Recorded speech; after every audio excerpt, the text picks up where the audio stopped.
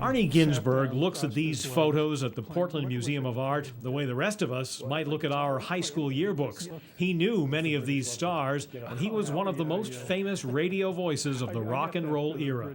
He introduced the Beatles on stage in Boston, at Suffolk Downs in 1966, and at the Boston Garden in 1964. I've got something to say that might cause you pain.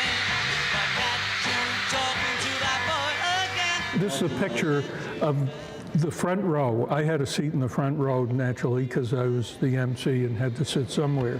And these kids, if you look at the emotion, the little girl's right next to me, she's got her hands over her eyes, she's crying, and others were standing up on the chairs, where they were folding chairs at Boston Garden, and it was just, you really couldn't hear the Beatles. They were screaming so much. Some of them were actually fainting, standing on the chairs and just collapsing down.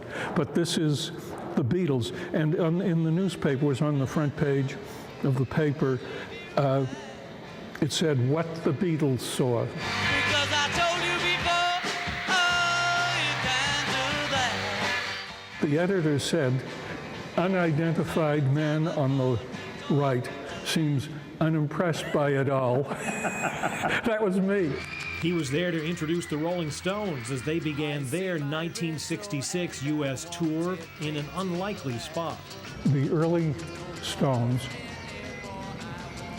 were booked to do a concert in Lynn, Massachusetts at the Manning Bowl, which is a football bowl.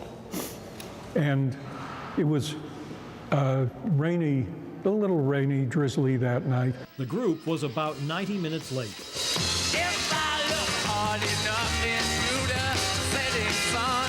And the police in Lynn really didn't know how to handle big crowds. They put up these wooden, they call them wooden horses, about 10 feet from the stage. Well, a wooden horse, you know, you can just lean on it and it falls over. And the crowd, the Stones finally set up and are playing, and the kids' audience are pushing the horses over and coming up near the stage. Not doing any harm. The police let go of tear gas on the stage.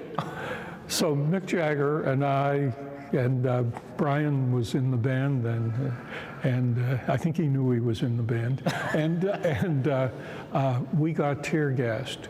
And it came right at us.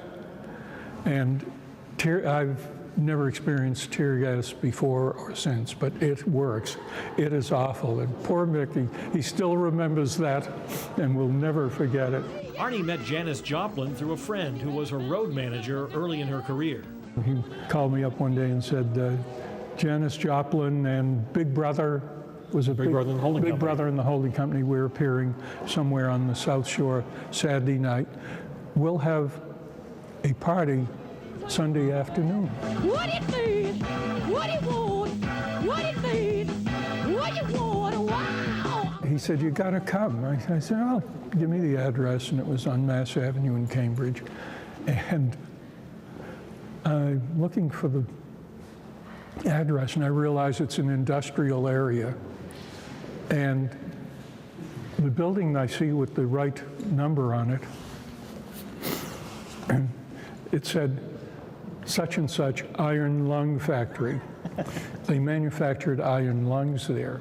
And that's where they're having the party. They were having the party upstairs. It turned out that it was my friend's uncle's factory that they had it. And there was Janis Joplin and the holding company and the rest. There she was in the, looked like she's wearing a yard sale. And she was great. And she had a big purse like this, like crochet, I don't know what it was, and colorful, with Southern Comfort, the drink Southern Comfort in it, and drinking right out of the bottle, straight. And it was just one of those memorable moments of, whenever I think of Janis Joplin to this day, she was a lot of fun. She was a great talent. Arnie's favorite Elvis story concerns another of the all-time greats of rock and roll radio. Remember Wolfman Jack? The Wolfman is everywhere. He was on this station in Mexico that covered all North America, you know. And Wolfman's kids, young teenagers, wanted to see Elvis Presley, who was playing in Las Vegas. Well, that's all right now, mama. Anyway.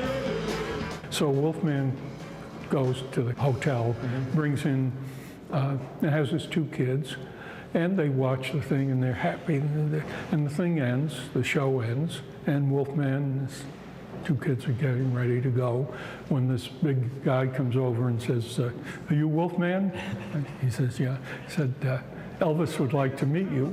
So Wolfman goes in, backstage, and Elvis said, "I listen to you all the time because I stay up at nights," and he was on overnight, yeah. And Elvis says, "Can I ask you a favor?" Wolfman says, "Yeah." He said, Elvis said, "Can I have your autograph?"